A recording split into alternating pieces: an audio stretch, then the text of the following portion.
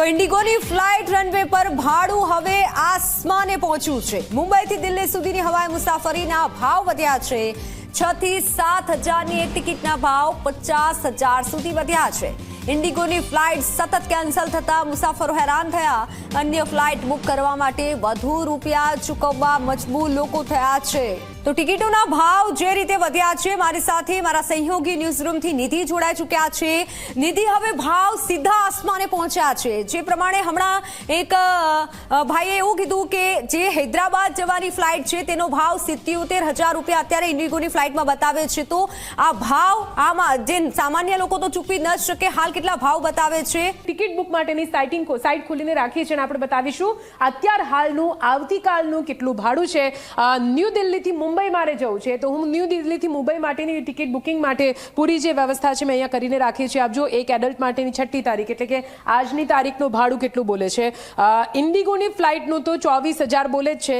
બીજી ઇન્ડિગોની ફ્લાઇટ છે તેનું પણ 28,000 બોલે છે। જો કે અત્યારે જે પ્રકારની પરિસ્થિતિ છે, કોઈ પણ ઇન્ડિગોમાં ફ્લાઇટ બુક નહીં કરાવે, એટલે હું અહીંયા એર ઇન્ડિયા એક્સપ્રેસ પર જઈશ। તો અહીંયા જુઓ 25,000 ભાડું છે। સાથે સાથે અહીંયા આપણે સ્પાઇસ જેટની જોઈએ તો અહીંયા 31,000 ભાડું છે। આપ જુઓ, રાત્રે 9 વાગ્યાની ફ્લાઇટ છે, 31,000 ભાડું છે।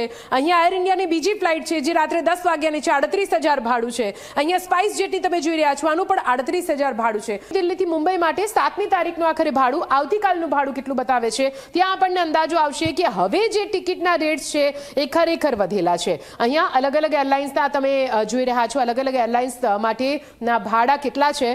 સાંજે 4 વાગ્યાની આવતીકાલની ફ્લાઇટ દિલ્હીથી મુંબઈ જવા માટે તમારે 29,630 રૂપિયા પે કરવા પડશે। જો આકાશ એરમાં જવું હોય તો તમારે, જો એર ઇન્ડિયા એક્સપ્રેસમાં જવું હોય, રાત્રે 7 વાગ્યાની ફ્લાઇટ છે તેનું ભાડું 24,789 રૂપિયા છે। આ પણ ખૂબ વધારે કહેવાય। એર ઇન્ડિયા છે, એર ઇન્ડિયાનું 2 વાગ્યાની ફ્લાઇટ છે, 26,000 જેટલું ભાડું તમારે ચૂકવવું પડશે જો તમારે પહોંચવું હોય તો। એર ઇન્ડિયા એક્સપ્રેસની બીજી રાત્રે 8 વાગ્યાની ફ્લાઇટ છે જેનું પણ ભાડું 24,715 રૂપિયા થાય છે। એટલે આપ જુઓ, કોઈ પણ કંપની લઈ લો, કોઈ પણ એરલાઇન કંપનીનું તમે અત્યારે ભાડું ચેક કરશો તો એ લગભગ 1.5 ગણું વધેલું જોવા મળી રહ્યું છે।